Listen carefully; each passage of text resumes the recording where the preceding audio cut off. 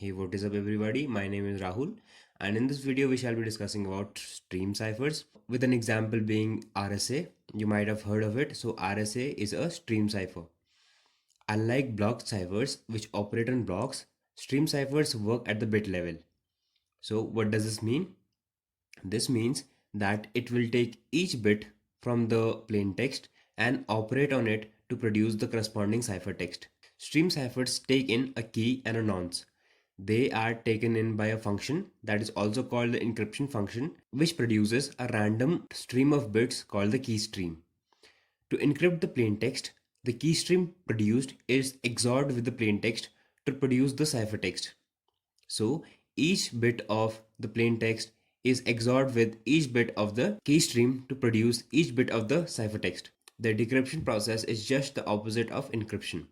The ciphertext is XORed with the same key stream to produce the corresponding plaintext. It is worth noting that you can encrypt two plaintexts with the same keys as long as the nonce values are different. So, as you know that the encryption function takes in two parameters, that is the key and the nonce. So, as long as any one of them is different, you'll have two different ciphertexts for the same plaintext. For example, let P be a plaintext and K be the key, with N1 and N2 the nonce values. Here N1 and N2 are different. The function takes in the key K and a nonce value N1 to produce a key stream KS1. This in turn is XORed with a plaintext which produces ciphertext C1. Similarly, the same function when it takes K and N2 produces KS2 as a key stream, and when XORed with the plaintext it produces the ciphertext C2. So C1 and C2 are hence different. So till now we have been focusing on only one plaintext. What happens if you have many plaintexts? You cannot keep on supplying with keys and nonce values. So this is where the stateful and the counter based ciphers come into action. So there are two types of stream ciphers. The first one is the stateful cipher and the second one is called the counter based cipher. Let's discuss about the stateful cipher first. Stateful ciphers or stateful stream ciphers have a secret internal state that evolves throughout the k stream generation. So the cipher initializes the state from the key and the nonce and it calls the update function so that for each plaintext new key and nonce values aren't required. It is just that the internal state keeps on updating and produces a different key stream with each update function being called.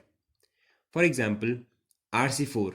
RC4 was a stateful cipher which was used in Wi-Fi's. The second is counter-based stream ciphers. They take in an additional parameter called the counter value, besides a key and a nonce. So it will take three parameters, a nonce, a key, and a counter. This counter gets updated each time the function is called so that a different key stream is generated each time. So towards the end, let's talk about the internals of the stream ciphers now. Depending upon the target platform, they are of two types. The first is hardware oriented, whereas the second one is software oriented. Hardware oriented stream ciphers are devices that are dedicated pieces of hardware, which means they are manufactured specifically to perform cryptography at the bit level. So this makes them pretty useless for other tasks. Since they are only dedicated to one task, so they are much more efficient in their work as compared to the software oriented devices. So with that, let's talk about the software oriented devices. They are devices just like your computer or mobile devices. They tell the microprocessor to perform the basic operations in order to produce the ciphertexts. Since the microprocessor, with the help of registers, work on bytes and words, so the software oriented devices don't actually work at the bit level.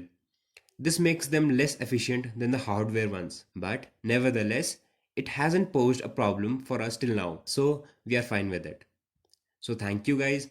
This is it for the video. I hope you liked this video. If you did like it, please click that like button and subscribe to my channel so that you don't miss any other video on cryptography and other such topics.